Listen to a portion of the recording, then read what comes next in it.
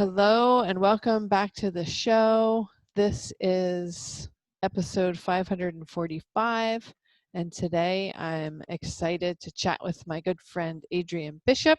Hi, Adrian. Hi, Erin. How's it going? I'm pretty good. We're both a little chilly here in the Northeast Mid-Atlantic area. A windy, crazy day out.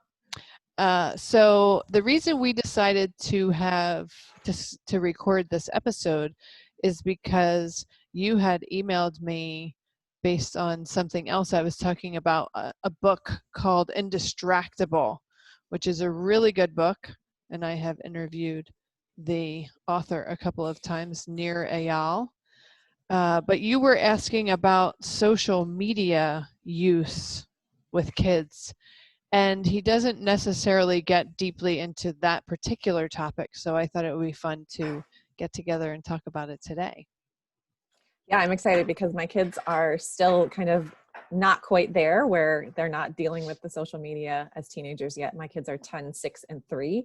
So I'm mostly dealing with screen time. So Yes. that more video games and TV and kind of managing the pandemic with all of that. So it felt like as soon as I heard your interview with Nir, I started talking to my husband about it, and he said, well, that's all fine and good, but what about when it comes to social media? How is that playing into society in general, and like the whole culture around going on social media, having connections there, having some sort of, I guess you want to call it like rules around friendships and their, the way that they're connecting with their friends in middle school and high school that has changed sort of how all of that works. And it's just interesting to think about, because when I was in middle school, if you did something silly or stupid, it just like the next hour everybody forgot about it, or like the next day nobody talked about it again. But now it's like all videotaped and on social media, or there's more, it just continues longer and longer. So that kind of, I don't know, there's repercussions for that. And I just was very curious about what because I know you have older kids, like what is it that really helps when it comes to that sort of culture that has risen with social media when it comes to teenagers and middle schoolers?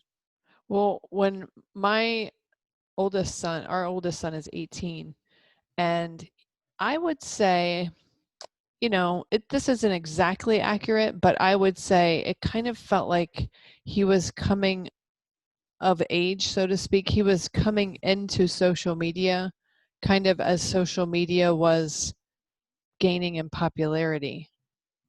And so I feel like he kind of came into it at the time when it was kind of starting, even though it had started before he was old enough. The crush of social media, the overwhelming tsunami that like crushes our kids when they hit that, 11, 12, 13, 14 stage. He wasn't being crushed by it. He was part of that tide that we're experiencing now. And so we tried to hold off as long as we could with him, but we eventually allowed him to get an Instagram account because that was the big thing back then. Yeah. And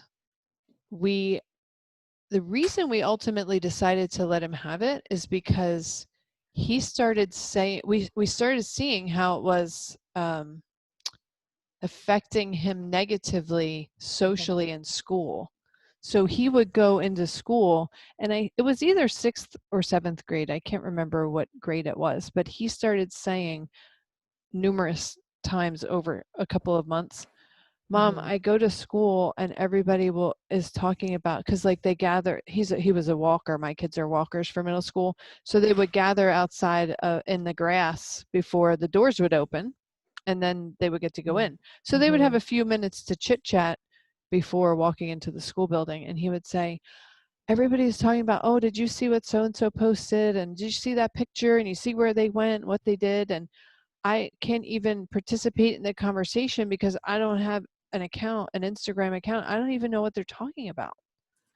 So that was ultimately what motivated us, spurred us to give him an account. But that account came along with lots and lots of conversations and boundaries.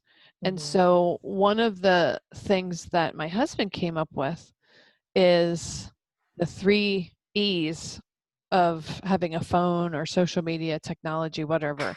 E stands for evidence, eternal, and electronic.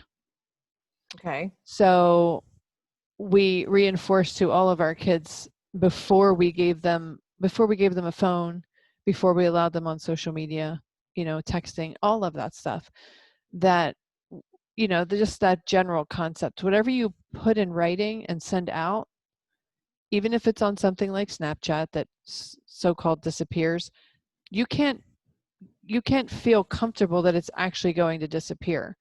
Someone can take a screenshot of something you write or post. Yeah. And yes, Snapchat is set up that if you send something and someone screenshots it, you as the sender get a notification that they screenshotted you. So you do know that, but there's one easy step beyond that. So say your friend that you sent it to has an iPhone and an iPad. So they open the snap on the iPhone and they screenshot it on the iPad, and you never know they did it.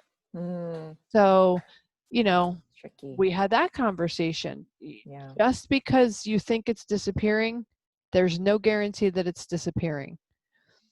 And whatever you type or even post, a meme or an image or words, Yeah. you have to think before you hit send. You have to train yourself to think. Would I be okay? Would I be comfortable if my mom saw this, if my grandmother saw this, if my priest at church saw it, if you go to church, if my teacher saw it, if my principal saw it? Would I be comfortable? And Mm-hmm. if you can say yes to all those important people in your life, whoever those people are, Mm-hmm. if you can say yes, I would be comfortable, then you can probably feel pretty safe, feeling like that's pretty comfortable that whatever you're about to send is okay. Mm-hmm. But if any of those people, you think of any of those people seeing what you're getting ready to send and you kind of cringe like, oh, I wouldn't want my grandmother to read that, or I wouldn't want my teacher to see that. If you're cringing over that, you probably shouldn't be sending it. It's just not right. Mm, So I that like what that. yeah, so that's a very strong thing that we try to hammer home to each of them. And then also when we first gave them a phone and when we first gave them social media, we said, we are your parents. And so this goes to boundaries, right? We are your parents. We own the phone. We're going to have your passwords and your logins to anything you do. And so, and we did that even with apps on the phone, because young kids want to just constantly get new games on the Mm-hmm. phone or iPad or whatever. Mm-hmm. And so we set that setting where they have to get approval by the Yep. guardian of the account. Yep. So we did that. But then once they got um, an iPhone where they could text or social media, we had all the passwords and the logins. If they ever changed them, they needed to let us know immediately. And with my older son, and we did it with my daughter, although she just didn't need quite as much monitoring and discussing, because she kind of, she instinctively knew what was appropriate to post, and each kid is different. So we didn't need to guide her as much because she was kind of self-directing pretty well, but our boys needed a little more guidance. And so Mm. with but before they have access to a phone or social media, you don't know. So I think it's best to err on the side of kind of assuming that they're going to make mistakes, because all kids will. Yeah. Assume that they're going to make more, and assume that you're going to need to guide them. And Mm-hmm. then if their behavior shows otherwise, you can always peel that back. Mm-hmm. But you have to be prepared to expect that they're going to need more of your guidance. But I would Yeah. say that in the spirit of not, I'm going to be a private investigator and I'm going to catch you doing bad things. Not with that kind of spirit or energy, but more about, okay, this is a new chapter of growing up. This is something you've never done before. So you're, as my child, you're going to need my guidance. So I need to be prepared to have the time and the attention and set the boundaries to let you know what the expectations are and what my level of involvement is going to be. Mm-hmm. And so with our boys, well, with all of them, when my older son first got his, let's use him as an example, Mm-hmm. I checked his phone. He got a phone before social media. I checked his phone every night before I went to bed. I would look at every text message. I would check Safari and see if he looked at any websites. I would see if there were any, if somehow he had any new apps added onto the phone. I would just check the basic things. Those were about it back then, of places that needed to be checked. But I would check all of those, and I would check phone calls. And I discovered very quickly when he got his phone that, whenever you buy a phone, get a phone number, someone else probably already owned that phone number. All three of my kids would get phone calls about um, you know, people trying to collect on their loan or their car or something like that. And I would just say, you know what, if it's a number you don't recognize, assume it's calling for the other person who owned the phone. Don't answer it, block it, what have you. So that was a thing as well. But I checked it every night. Me or my husband would check it every night. And if we saw anything that was, especially boys, I think, like to feel emboldened and use curse words when they're hitting Mm. those pubescent stages. And so we had to have many conversations about using inappropriate language on a text message. Would you be comfortable if your grandmother were to read this text message? If you say no to that, you should not have sent it. And so we had to have a couple of those conversations. But basically, when we first gave the phone and then social media, the agreement was that we will have your password, your login. We will check your phone every day. And then as you show that you are making better choices and being more Mm-hmm. responsible, then we'll drop back every couple days, once a week, every 2 weeks. We'll just keep Mm-hmm. keep giving you more and more freedom. But if at any point we have a reason to feel that that's not enough, then we're going to go right back to every day. Mm-hmm. And there were a couple of times that we had to do that because they said a curse word or whatever. Were you doing that when your kids were younger too? Like, were you monitoring what they watched on the screen or what video games? Like, well, I mean, obviously you knew what video games they played, but like monitoring other things, before they got the phone. So were they kind of used to that as like a part of the process, or was that sort of a new thing when they got phones? Yeah. Yeah, I mean, when they were little, well, when the oldest one was little, YouTube wasn't that popular, and I don't think there was so much that was appealing to kids back then. That's our biggest issue is YouTube. Yeah. Yeah, YouTube is a huge issue Yeah. because they can Mm-hmm. easily keep clicking and go into the rabbit hole, and before you know Yep. it, you don't even know where the heck they are or how they got there. It was funny because yesterday my my 6-year-old says to me, "Mom, I think I found something inappropriate on YouTube." Oh, and your heart goes, boom.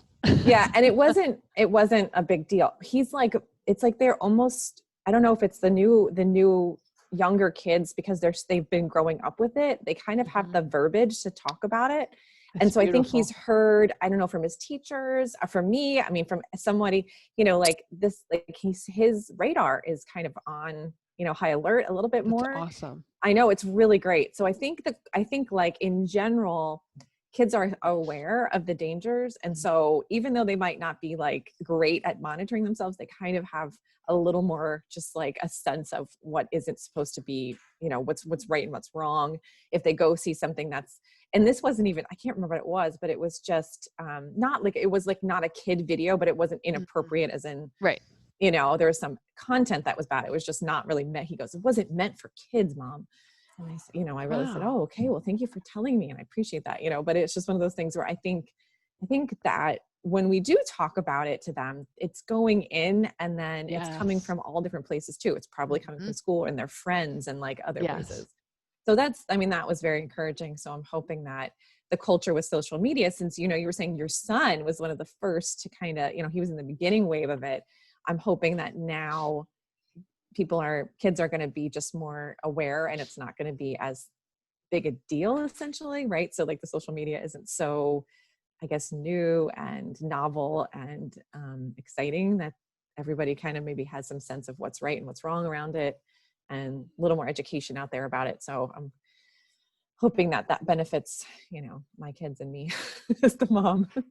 Well, it's really great to hear how uh, how savvy your 6-year-old digital native is already.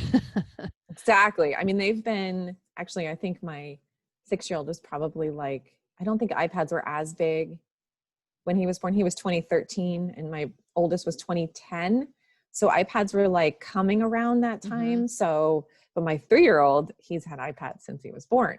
Right. So it's like a very interesting process to watch the difference. He is so, and now that they're on Zoom all day, right? They're all so proficient at all of these, you know, technologies, and it's kind of good in a way. They're learning so much. And so, but it's very different for each kid. They've had a different amount of this Hmm. culture in their lives from, you know, from Ella, probably my oldest was probably, I don't know how old she was when she got an iPad, 6 or 7. And then, you know, my 6-year-old was probably 4. And then my 3-year-old now has he had one at 2.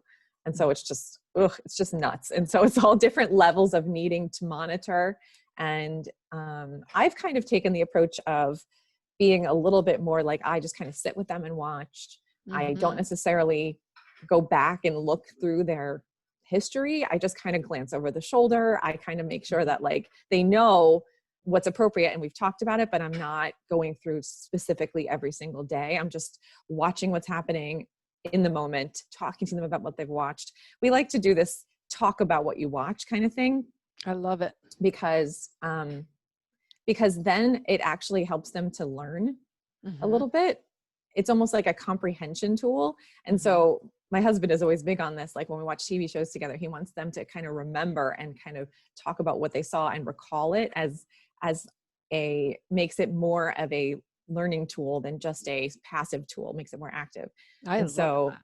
yeah, so it's really helped a lot for it to not just be this, you know, zone out kind of sit there and do nothing time. And so we use it that way. That's why like like movie nights is one of those traditional things that people do. And the reason it's so great is because you can talk about it as a Hmm. family, and you can talk about the story and talk about what happened and what the, you know, the characters felt, and what, you know, what they did wrong, what were their mistakes, how would you do it differently. And so it becomes a conversation piece. And so, you know, with the social media, it's going to be one of those things where I'm hoping maybe we can still kind of talk about what happened on social media, and like, not that I'm going to be in on it, but at least get some sense of like, what's going on with it, how are they using it, what's the goal. And I think that's sort of where a lot of the parents that I coach, they talk about like screen time being the worst thing ever, right? It's, they're Hmm. vilifying it, they're making So it much the fear. right, lots of fear, lots of like, well, my kid gets off it. My husband does this actually. My kid gets off the screen and they're terrors, you know, they're mean and they throw things. And it's just it's blaming the screens Hmm. specifically for that reaction or that behavior. And that's what one of the things that Neer mentioned was, he was talking about how that's not necessarily true, right? We've always had a technology that we blame things on. We blame Yeah. behavior on, from like bicycles to, you know, cars and everything. So I did like that perspective. But there is a sense of this cortisol, dopamine hits that you're getting throughout being on the screen, that when the screen goes away, you're stripping them of that dopamine. And so that can cause a more intense emotion, right? Because it's almost like, it's like not a drug, but it mimics that. And it, Hmm. you know what I mean? And then that feel good emotion, or that feel good hormone, is just ripped away. And so Hmm. that is going to create, and then all you have left is cortisol. So then in Hmm. that sense, it's just going to be, okay, now you're just going to act out. So in that sense, it could be sort of a problem, you know, just because there is some brain, you know, chemistry Right. happening that's that they've researched is real. But yeah, so then the other issue is like the actual you know, parents being on their phone. And I've been noticing that like Mhm. that is a huge impact for my kids. And so I didn't know how you were dealing with that, but for like one of the things that that I can do when my kids always say like, Mom, pay attention to me, get off the phone. And like, it's a big wake up call. I've been trying to monitor that, make sure that I'm not doing it so much, but I also need the phone. Like I need my phone to do like regular managing my life stuff. So Even I just the will narrate calendar, what I do. right? Yeah, just that's why like I'll be looking at my Yeah, just calendar or mhm. checking like if there's an email for a cancellation of a game. It's like Yes. I'm not just scrolling. And so one of the things we've been doing is narrating what I'm doing, even for my husband, because I don't want him to think I'm narrating. I'm ignoring him. So I'll just go on my phone and I'll be like, I'm just checking to see what the weather's going to be today. And I'll just That's really make sure I good. talk about it. Yeah, that's been one of the main things that has helped our family in general. Cause like my kids now tell me why they're going on their iPads. Ella Mm. will say like, oh, I just need to message my friend about something at school. And so I'll watch, and that's what she's doing. And so we kind of are just, instead of sneaking around or not being open about it, that's been one of the main goals of that process is when I narrate, it's just kind of like, listen, this is not a sneaky situation. We're not trying to hide. We're not trying to like go run and watch a show secretly. And so I think so it probably would translate to the idea of social media when you're scrolling and scrolling and scrolling and scrolling and just kind of like numbing out, kind of understanding like how that plays into your, this is one of the biggest questions I have, is how that helps you avoid or keeps you away from life, right? So the more scrolling you're doing, the less interaction you have with people, Mhm. one-on-one, face to face. Mhm. There's definitely connection happening, but the actual, I think Near did say the problem is when it's substituting for something in your Mhm. life that you could be doing instead of being on social media. So how did you deal with that situation, that kind of idea where like the kids are all in their phones and they're not paying attention to each other? Well, before I answer that question, which is a great question, I want to highlight some of the things that you said that you guys are doing in your home, because I think they're such great ideas and they're so valuable to people who are listening. Number one, it sounds like you have really healthy boundaries around screens. Mm-hmm. I love the way you're bringing mindfulness to the usage of screens by saying, oh, I'm just going to check the weather. Oh, I'm just going to send my friend a message. You're Yeah. you're verbalizing that, so you're role modeling a beautiful thing to the kids. Oh, mom's not just mindlessly scrolling on some app somewhere. She's actually using it to get information so that we can plan our day or what have you. Exactly. So I think that's really good. And it sounds like your family is just kind of has a spirit of talking. I love the idea of processing the movies, because it is a good brain skill, a thinking Mm-hmm. skill to think more deeply about something you're seeing.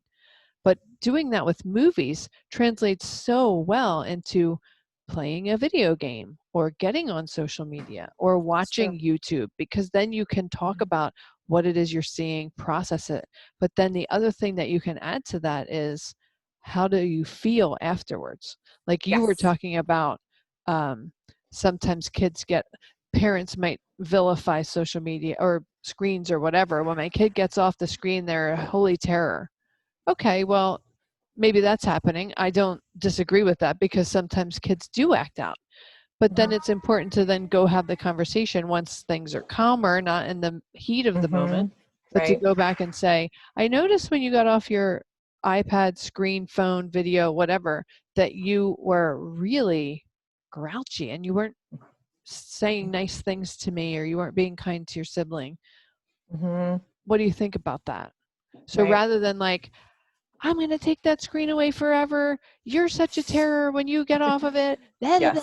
Yes. The things that we might do as parents, I think approaching it from a curiosity standpoint and just Definitely. kind of bringing the child's attention to Yes. how they're acting, and then say, wait, stop for a second. How are you feeling Yeah. when you're giving back talk to me, or you're fighting with your sister after you get off?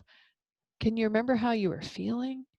Right. Antsy, grouchy, angry, overstimulated, whatever, who knows what they're feeling. But just tuning them into that, I think, is a really, Yeah. really Especially good. because screens are not going anywhere social media is not No. going anywhere. I mean, we have to learn to live with these technologies. And Yes. so one of the things that makes it so much more stressful for parents, I think, is that if we just fight it so much and we just want it to go away, that's going to make it harder for us to deal with it. And so I think, like, one of the things that one of the sayings I like to go back to is progress is neither good nor bad. And so when I think about that, I think, okay, so if indeed screens and things are progress, making it good or bad is not going to be helpful. We have to learn what is happening today and learn how to, as humans, evolve to, actually just work within it so that it benefits us as opposed to more often than it hurts us. And so how do I teach my kids how to get to that place? And you're right. We talk to them about, like, what does it feel like to be on the screen for 3 hours afterwards, right? Do you feel better? Do you feel tired? How are you feeling? And so it was really interesting the other day. Well, actually, this was during the pandemic a couple months ago. They're on the screens with their friends, on games. And that was kind of how they interacted. So we let it go a little bit more. And one day, my daughter, who is 10, she basically had a breakdown. It was probably late at night, which didn't help. But she just basically said, I don't want to play that game anymore. I think about it too much. All I do is worry about it. One time she Wow. lost all of her stuff in the game and it just devastated her. And she's like, I don't want it anymore. Right. And so that was definitely farther than she needed to take it. And she realized that later, but she was just very, very upset about the whole, it kind of took control over her. And she was noticing that it was like causing her to feel not great and maybe even fight with her friends a little bit. Right. So I think definitely it's not the game itself that caused those things, for sure. It's a lot of how she's viewing it and how much she's doing on how much she is on the game. And so we just talked about that. We talked about, okay, well, if you do want to play the game, how can you manage it a little better so it's not completely taking over?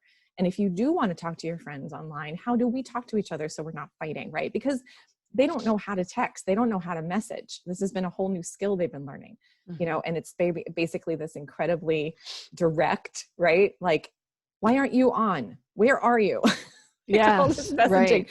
And so we had to learn how to have a friendship over a message that was written as opposed to speaking, which is a very different situation. So, like, there are skills that they're learning and it's actually really beneficial. And so I feel like trying to find those benefits is going to really help in general to parent around these situations, because there's just, it's just overwhelming to think about the negatives. It's too much. There's too many, too much proof to say everything's terrible and just get rid of it. And so we have to instead, how is this beneficial? How can we live with this? And so I think that just kind of understanding, focusing on the positive and talking to your kid about, well, they are going to have to eventually manage this on their own. How do they feel, like you were saying? And then how do you want it to look, right? How do you want your screen time to be in your life? What part of it do you want in your life? And then my 6-year-old, we're out at the playground when we could finally go to the playground. July, I don't remember, June. And he's running around the playground, jumping up and down. And he goes, Mom, this is so much better than screen time, like out of nowhere. Oh, how sweet. Yeah. So, like, they're not, like, they're young, but they're They thinking get it. about it. They Mm-hmm. get it. And I think giving our kids credit for that much, that we can actually talk to them about this stuff and they understand, is important. And yes, they don't have impulse control like we do, obviously, as adults. So it's important to balance it. But I do agree with you. I think talking about them is huge. It's such an important part of them learning how to manage it as they get older. And so I think hopefully all the stuff that in the early years when we're putting this foundation together, the social media hopefully will be a part of those same skills. I'm praying. And what I love about the things you're saying is that not putting a value judgment um, on the use of the screens and just Mm-hmm. saying it is what it is. Mm-hmm. It's here to stay. Let's be neutral about it and let's be aware of the pros and let's look Yeah, for let's be aware of the cons because they are there. Let's look for the pros and exactly. or the potential benefits. Mm-hmm. Uh, I think that only having a sunny outlook, quote unquote, on screen usage is not realistic because there Yeah. are dangers and risks that we have to take into consideration. But if we only spend time there, then we're just gripped with fear.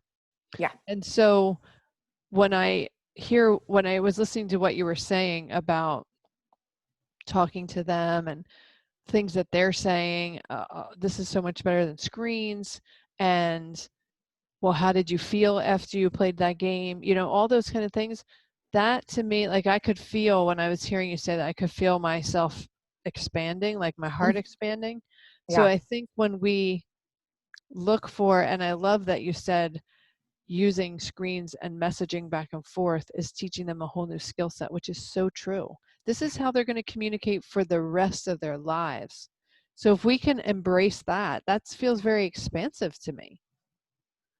And when Totally. I Yeah. think about the parents who I've spoken with who are so at the end of their ropes and so frustrated, so Yeah. discouraged, so worried, so fearful, stressed out, angry at the screen, angry at their kid.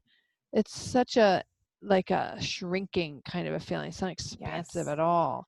And they're Yes. just marinating in the very realistic challenges and dangers and risks, but they're not seeing any of the possibility.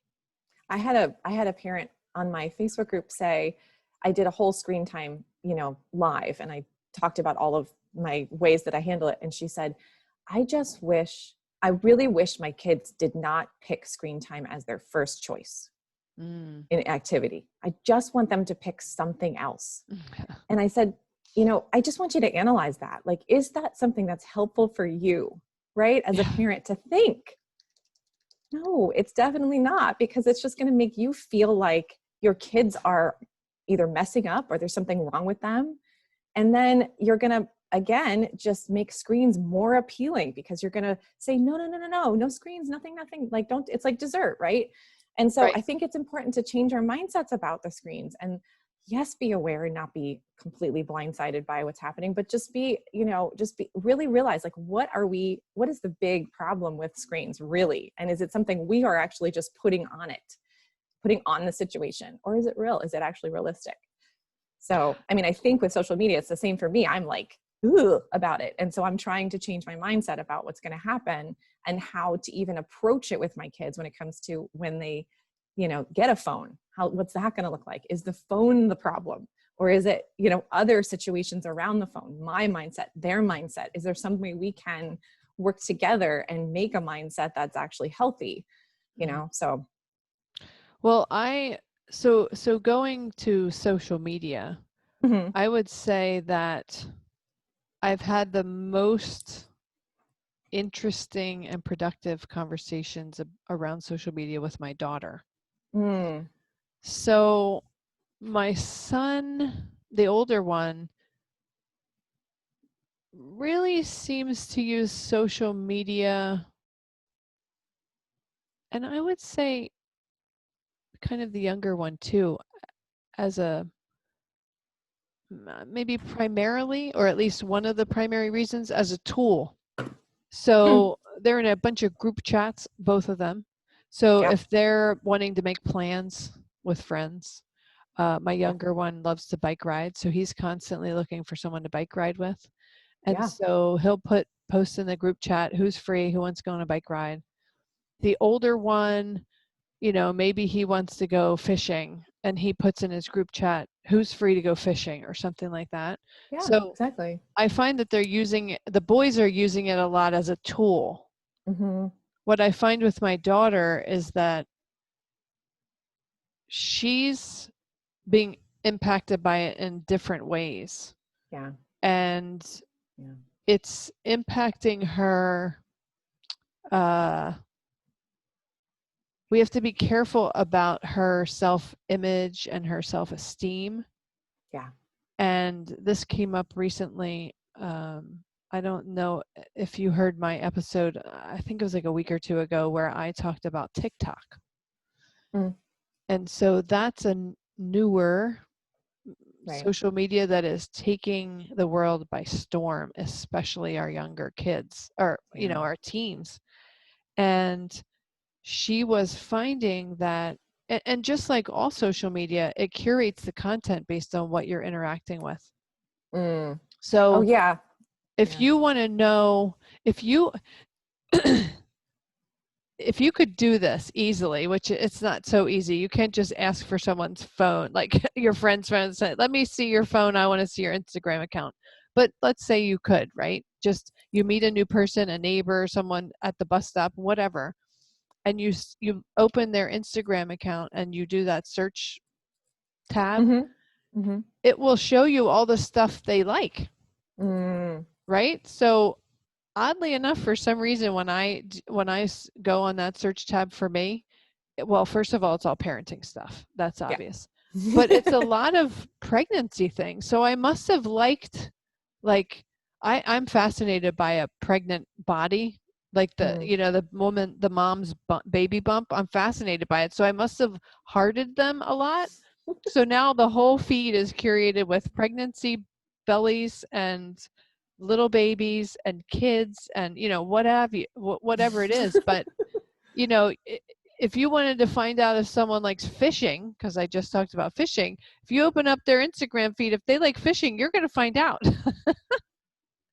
Yep. So that's, and I don't know if you've seen The Social Dilemma, but it's a fascinating documentary. I'm halfway through. Yeah, I'm halfway through. Yeah. So after I watched that, I talked to my kids about about the Yeah. algorithms Yeah. and how it functions in the background to Mm-hmm. keep you tuning in more and more to their app. And so my daughter was finding that it was curating stuff that wasn't necessarily making her feel better, Yeah. That's So like, that's my concern with my daughter too. Yeah. right. So like, let's take the election, for example. She's very Mm-hmm. liberal minded and she's a Biden supporter. And so it was curating things that would be leaning towards Biden or liberal ideals or what have you, which is fine. Mm-hmm. If she leaned the other way, fine, it'll show her those kind of videos. But what it was showing her is fear mongering videos. Mm. So Yeah. not only vote for Biden because he's going to do X, Y, and Z, it was showing her videos of don't vote for Trump because he's evil and he wants to do blah, blah, blah, blah, whatever it was. I don't know. So which was this on? Was this on TikTok? TikTok. Oh, it was on TikTok. So it's people making videos. Yes. And the videos that are fear mongering are the ones that people are making, then they're People are coming making. up. Yes. Right. So it's not like it's Biden's like ads or something. No, I'm sure he's probably advertising. They're probably both advertising on there. So I'm sure you could see Totally. paid Yeah. advertisements, but Yeah. I'm talking about just people. Yeah. Gotcha. And Just when, want to clarify. Yeah. right, okay. So, and when you give, the thing with social media is that it gives everybody a soapbox. When Totally. we used to have the days of ABC, NBC, and CBS, your choices were limited, but the Yeah. content you were exposed to was also censored, sort of in a way. Like Yeah. everybody knew if you watched TV, I mean, years ago, if you watched TV up to 8 o'clock, it was kind of family friendly. After 8, who knows if it was good for kids. And after 10, that's when ER or those crime Yeah. shows run. You better not let your kids watch TV after 10. It's so But funny because we're watching football and the football commercials at 1 o'clock in the afternoon are not kid appropriate, like at all. right. And John and I are like, oh my God, what is happening? How can they Yes. show this? Yeah, Yes. we're so Very used to it not questionable. being like that. We're so used to it being after 8 o'clock. It's like that's when that stuff comes out, not before. Not You're anymore. so right. So, Oh man. so, back when we were kids, the content that we were exposed to was already kind of censored or censored for appropriateness, or everybody kind of knew the boundaries of Yeah, when true. a kid should be watching TV. But True. social media and the internet just blows it wide open. There's no boundaries out there, which is why you have to put them in your own family. But so she was finding that these videos were starting to make her feel yuck, Yeah. stressed, worried about the election, angst filled over all this stuff. And Mm-hmm. this came out because I noticed that she was kind of sullen and sulky. Mm, yeah. And the first day I didn't say anything about it because, I don't think there's unless your child has a history of something where you have to pay very close attention. Otherwise, there's no reason to jump on them just because they're in a bad mood for one day. But Yeah. once this went on for 2, 3 days, by the third day I brought it up and I said, I noticed that you were a little, I don't know, you've just been a little down lately. And Yeah. that led us to this beautiful conversation where this information about TikTok came out. And so it was a really interesting conversation because she was wanting to be open with me because we have a very open relationship, but she also was kind of, she was aware that she was wanting to hold back. She wanted to be open and she wanted to hold back. And she felt free to articulate, I kind of hesitate to tell you the negative impact I see TikTok having on me because I don't want you to take it away from me. Exactly. And I said to her, that's not my goal. My goal is not to punish you and take it away from you and cut you off from the world. My goal is to help you figure out what's best for you. Right. And I so love that. That's great. I thank you. And so I did suggest that maybe scaling back on the TikTok exposure might be beneficial. Yeah. And she's like, but I agree, but I don't want you to take it away. I said, I'm not going to take it away. What I'm going to suggest to you is that you figure out what works for you. So maybe go off of it for 24 hours. If at the end of 24 hours you feel good, maybe 48 hours. If the third day comes by and you say, oh, I feel out of touch, then open it up and spend an hour on it. But then when you're done, see how you feel. Yeah. Are you all stressed out, worried again? Or are you okay because you've had a break and now an hour's not too much? Yeah. And then I also told her, so I think there's two things. The first thing that I think is vital is to check in to see how you're feeling inside before you open that app. Mm, So that's what epiphany came to me in our mm-hmm. conversation. If you're feeling a little insecure or you have a pimple on your nose and you're kind of feeling like, oh, I wish I didn't have a pimple. I wish I didn't have to go to school tomorrow. Everybody's going to see it. If you're feeling like a little shaky inside, maybe that's not the time to open that app. But if you're feeling Yeah. pretty solid and pretty good and you kind of feel fortified, then maybe you have the strength to open that app and not be taken down by whatever you see. So checking in That's how awesome. you're feeling before you open it and deciding if you should open it. And then after you get off, how much time are you willing to give yourself to spend? Be mindful and pick something. And then at the end of it, how do you feel at the end? Mm-hmm. And if you feel totally fine, then maybe that's the right amount of time. I Or love that maybe you go because longer. I think adults need to do this too. I mean, Yes. I do. I mean, it's so Yes. what it is that this kind of media, social media and any sort of iPhone, anything, it's designed to be addictive. And it's Yes. designed to help us distract ourselves, like in just like the indistractable, distract us from feeling. And Yes. that's one of the reasons why that's what I watch with my kids a lot is like, are they using the TV to cover up what they're feeling or avoid what they're feeling? So if they're bored, are they going straight to the television? If Yes. they're upset for some reason, are they going straight to asking for screen time? And so I've been trying to have conversations with my kids about that, but I've been noticing that I actually need to check me a lot more. Yes. And I feel like the modeling in that is going to be more powerful. And Yes. so I'm trying to really pay attention, like, okay, am I checking this because I want to get like a boost of dopamine? Like, does somebody want it? Like, do I just need to like distract myself and feel better? Or am I doing this because it's actually like helpful or useful to me? And then like you're saying, how are you feeling? Do you feel insecure? Are you feeling like you need some validation? Are you feeling like you're, a little bit on the low side? And if you are, what's going to happen when something isn't awesome that you see, or somebody saying something not nice, or like you said, there's videos out there that are bringing you down? You're going to go down further. And I think sometimes we think that that's not going to happen because it's social media, and we feel better when we go on social media because it's, the dopamine and all that, but it's really not the case. And No. it's like this trick. It's this trick in our mind that our mind thinks that that's going to make us feel better, but it's not. And so checking in and seeing like, okay, I assumed I was going to feel better. What really happened was at the end, I felt pretty bad about myself, or Mhm. pretty bad about, nervous about something, or worried about the election. I think that's super great. That's super important for all ages, Yeah. everybody. Yeah. And so that conversation, I don't know, it was a week or two ago. She mentioned I was driving her and her friend around, and she to the friend's house, and she mentioned just this weekend they said something about some video, and she said, "Oh, or her friend said it, and she said, "Oh, I haven't seen that because I've been off of social media for a couple of days. I haven't been on it. I haven't been looking at stuff." And I just kind of Nice. sat quietly, and I didn't interfere or interject or anything. Mm-hmm. But then I thought about it, and I thought, yeah, you know what?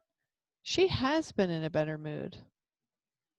And Mm. interestingly enough, right after that conversation, I happened upon, she's a very creative kid, craftsy and creative, and that comes and goes in her life, more or less, or whatever. And I came upon this idea of painting rocks. And so we Mm-hmm. have rocks around our pool in the backyard. And I said, wouldn't it be fun to paint some of those rocks, like with a butterfly, or, a sunrise, or a flower, whatever. And she loved the idea.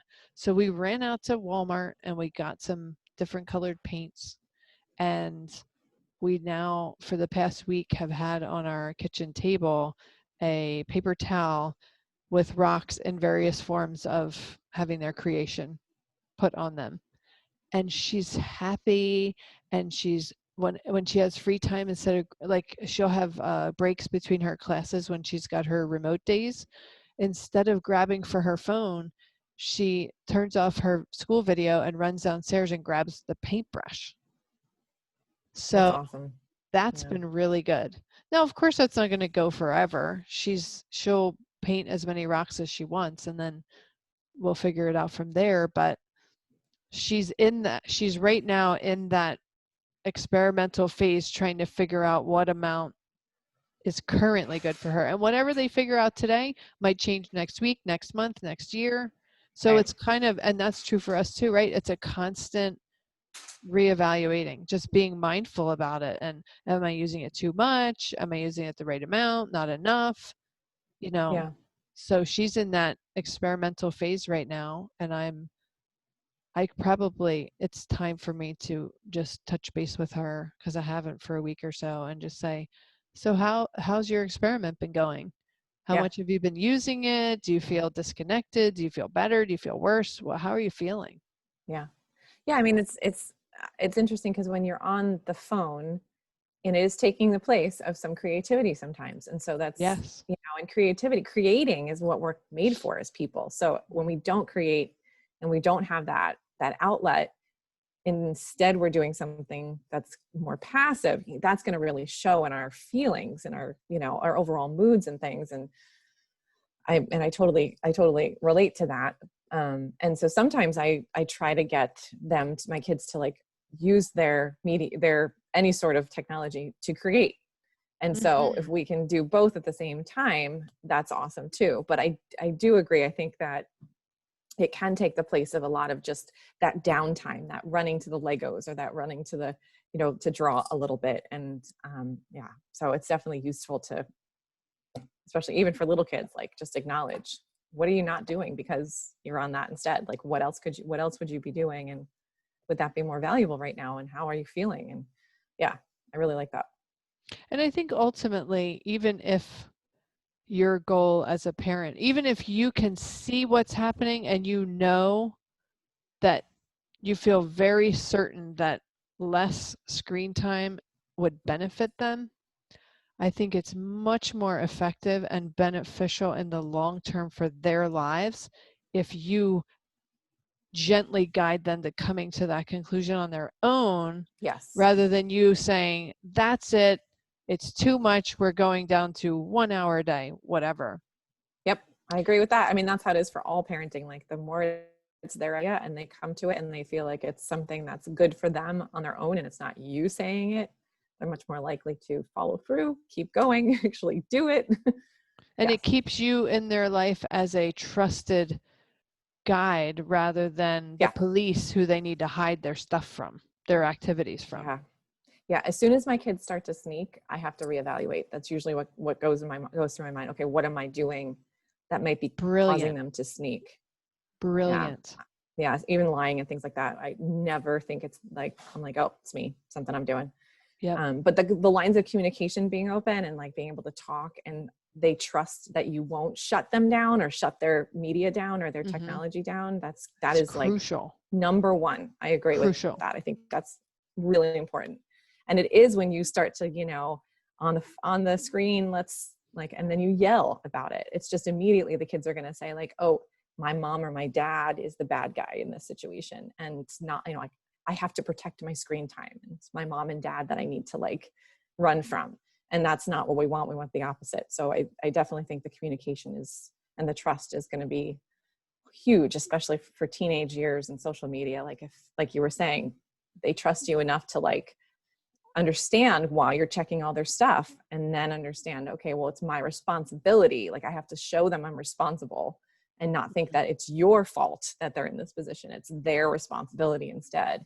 That's a really good place to be. I like that. Gonna have to use it.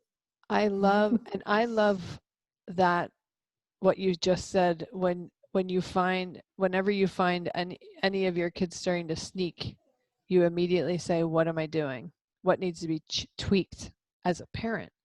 And that is so true. And I tell the story of when my son, the older one, I had the epiphany of how badly I was approaching parenting when he was probably about 8.